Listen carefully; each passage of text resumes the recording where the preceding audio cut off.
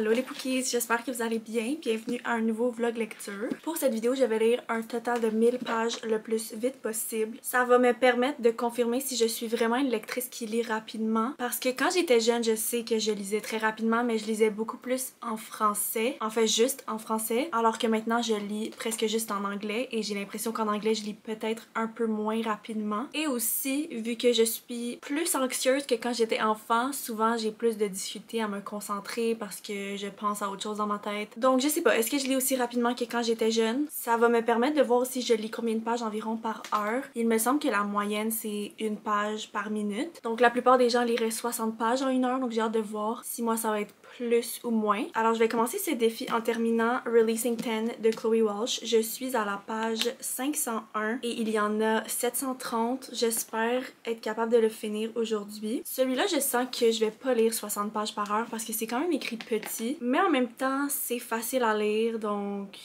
on verra ce que ça va donner.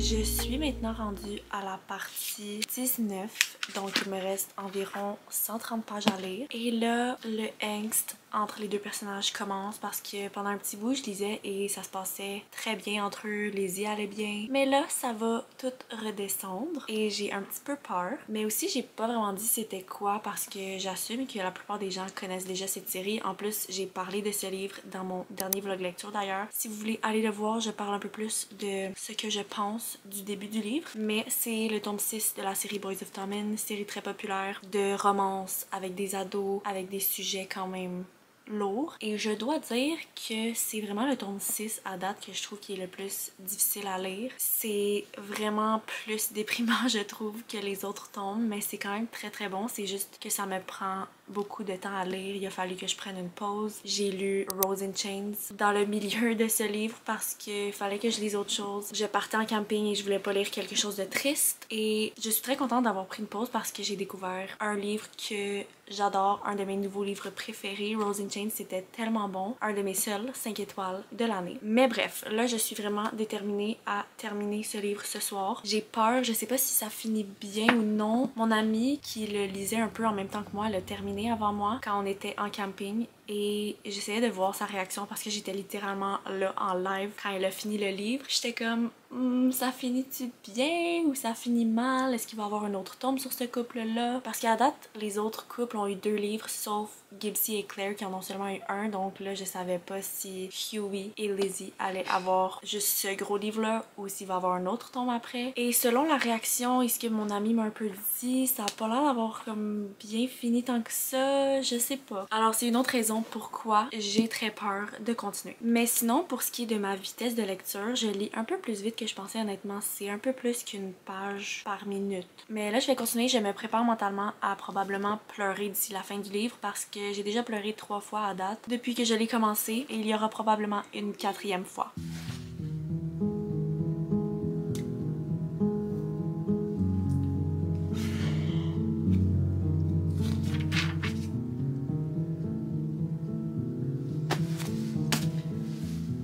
Je savais que j'allais pleurer une 4e fois. Je pense vraiment que c'est parce que je suis dans ma semaine, on dirait que c'est pire.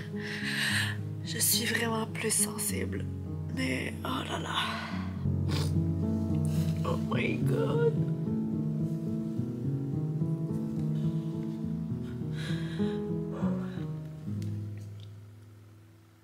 Allô les Pookies, on est le lendemain. Je suis encore un peu en dépression à cause de Releasing 10. Hier soir, après avoir terminé le livre, j'arrêtais pas de pleurer, comme vous avez pu voir. Et après, j'ai eu la brillante idée d'aller sur Pinterest, faire un petit mood board de Lizzie Young, le personnage principal, et juste voir des images ou des quotes qui la représentaient, ça me donnait encore le goût de pleurer. Mais bon, j'ai fait un petit moodboard pour mon compte Instagram. D'ailleurs, j'ai un deuxième compte Instagram où je publie des genres de petits collages, des livres et des personnages que j'aime. Si vous voulez aller vous abonner, fait que j'en ai fait un pour Lizzie. Lizzie, je la comprends beaucoup mieux maintenant que j'ai lu son livre. Je l'aime beaucoup plus comme personnage aussi. Elle fait vraiment pitié et Huey aussi. Je les aime trop. Je sais vraiment pas comment je vais me remettre de ce livre. Juste d'y penser. Ça me rend vraiment triste, mais j'ai donné 4.5 étoiles. C'était vraiment excellent. Et là, j'essaie de passer à autre chose avec un autre livre. J'ai commencé The Irresistible Urge to Fall for Your Enemy ce matin. Je suis vraiment pas rendue loin. Là, je suis à la page 29. En plus, j'ai mon signet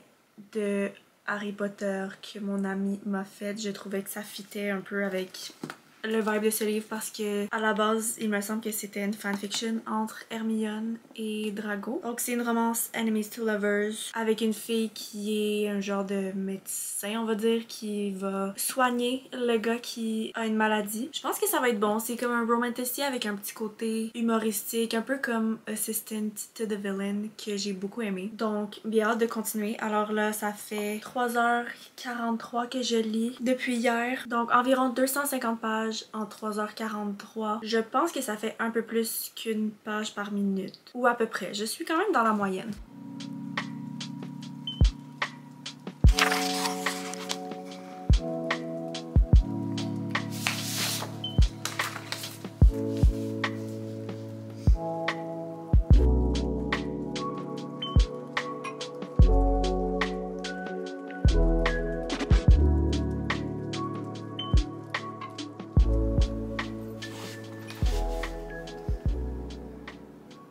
Bon matin, on est le lendemain. Hier soir, je me suis rendue quand même loin après le travail. Je suis à la page 113, chapitre 7, donc à peu près au tiers déjà. Mais à date, j'aime bien, j'aime l'humour des personnages. J'aime que la fille est vraiment sérieuse et que lui a une apparence sérieuse, un peu intimidante, mais qu'il a vraiment quand même un sens de l'humour. À date, c'est pas une romantasy avec beaucoup d'action, c'est vraiment le contraire de Rose in Chains où dès qu'on commençait, il y avait de l'action. Là, c'est vraiment relax. Comme j'ai dit, l'histoire, c'est juste que la fille essaie de guérir le gars qui a une maladie qui touche son système de magie parce que les gens dans cet univers, ils ont non seulement un système nerveux mais aussi un système de magie qui s'appelle le Saith System. Il y a plein de termes inventés dans ce livre que je dois apprendre et je dois me rappeler comment les prononcer aussi, mais il y a un glossaire et un guide de prononciation, donc ça l'aide. Alors c'est ça, la fille essaie de le guérir parce qu'il a payé une grosse somme d'argent et elle a été obligée d'accepter, mais ils font ça en secret parce qu'ils font partie d'ordres différents. Il y a 8 ordres. Lui fait partie de l'ordre des assassins et elle fait partie de l'ordre des guérisseurs. Donc ils doivent garder ça secret parce que lui, son ordre, s'il apprend qu'il a une maladie dégénérative, qu'il va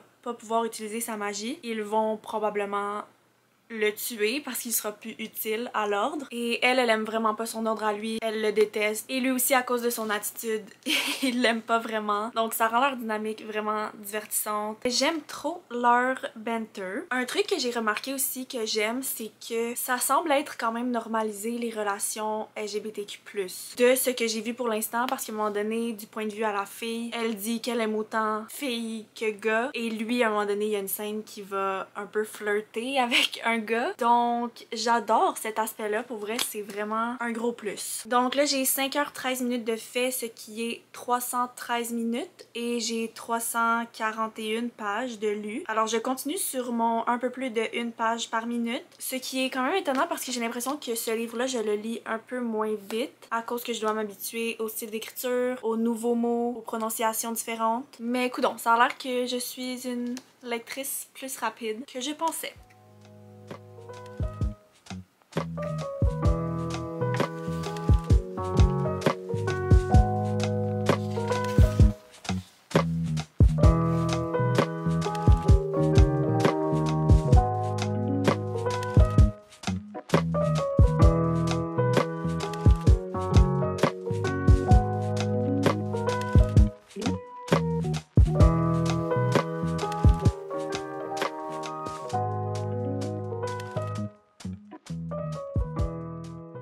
Je dois partir travailler dans 1 heure environ et ça me tente pas. Pourquoi je peux pas juste être payée à lire? Ça serait le rêve. Je suis rendue à la page 172, chapitre 11. Et ils se sont pris la main pour la première fois.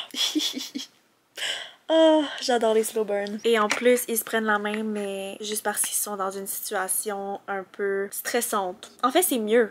Ils se prennent la main parce qu'ils sont dans une situation stressante, donc c'est comme pour se ground, de se tenir ensemble.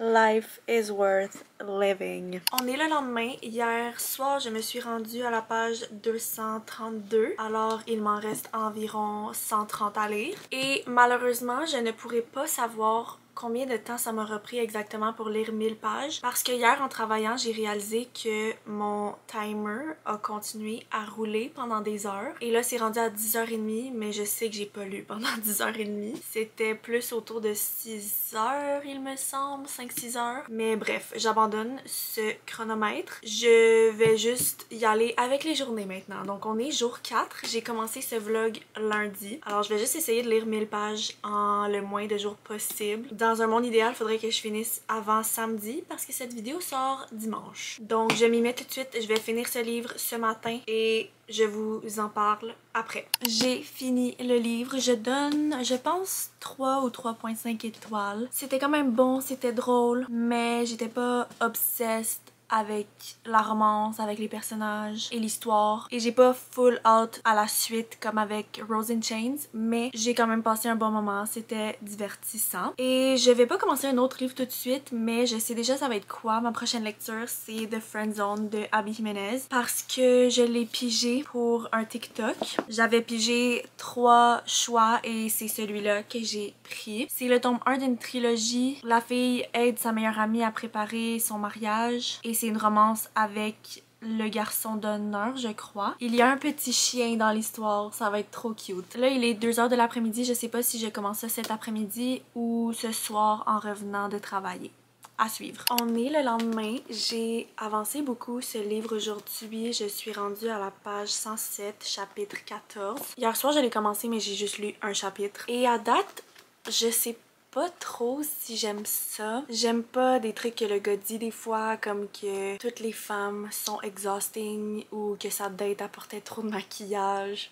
Mais je sais que l'autrice essaie de montrer que c'est un gars respectueux qui comprend les femmes parce qu'il y a comme 6 sœurs. Mais après ça, il dit des trucs de même, c'est un peu bizarre. Et la fille, elle, c'est plus le vibe cool girl, one of the boys, not like other girls. Et il y a tout un aspect aussi de fertilité puis le fait de vouloir avoir des enfants. Et ça me rejoint moins aussi comme sujet parce que moi, j'en veux pas d'enfants. Et souvent, j'aime pas vraiment les romances aussi où la fille est en couple avec quelqu'un d'autre ou un des deux personnages est en couple avec quelqu'un d'autre. Sauf si il se laisse quand même tôt dans le livre. Sauf que là, comme j'ai dit, je suis autour de la page 100 et la fille est encore avec son chum. Donc ça aussi, c'est un aspect que j'aime un peu moins du livre. Mais sinon, ça reste que c'est pas nécessairement mauvais. J'aime quand même l'écriture à Abby Jimenez. C'est, je pense, le 5e livre que je lis d'elle. Mais c'est ça, j'aime bien son écriture. J'aime le côté un peu humoristique, la fille qui est vraiment sarcastique. Mais l'histoire en général, la romance,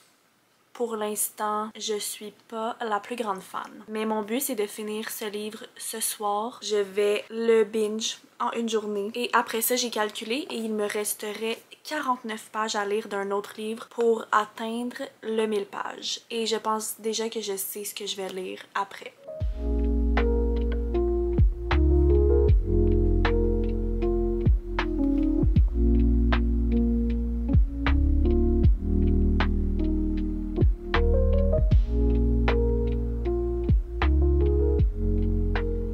Je suis à la page 118, ok? Vraiment pas tant plus loin de mon dernier update. Et là, c'est leur first kiss. Ils s'apprêtent à déjà coucher ensemble. Et la fille dit, pas à lui, mais c'est écrit I'd make this damn thing my screensaver. Vous savez de quoi elle parle quand elle dit ça? His dick.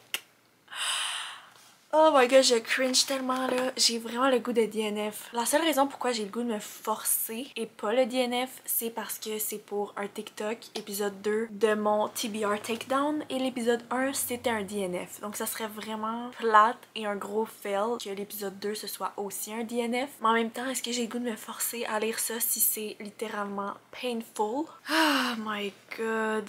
Je pense que je vais le mettre sur pause pour l'instant. Je vais finir ce chapitre et après je vais lire l'autre livre que j'avais en tête parce que binge ce livre aujourd'hui finalement ça va prendre le bord. Ok, j'ai fini le chapitre. La Spicy Scene, c'était pénible. J'ai donc 712 pages de lu à date. Il m'en reste 288 et ces 288 pages que je vais lire, ça va être Love Theoretically de Ali Hazelwood. Ça fait vraiment longtemps que je veux le relire, mais ces temps-ci, j'ai encore plus le urge. Et hier, j'ai vu sur Instagram un fan art des deux personnages et j'ai pris ça comme un signe que c'était enfin le temps de relire ce livre. Le fan art est tellement beau en plus. Donc enfin je relis ce livre, c'est le premier livre que j'ai lu de cette autrice qui est, si vous savez pas déjà, mon autrice préférée. Je pense que c'était en 2023 que je l'ai lu, donc c'est très excitant. Je commence ça à l'instant.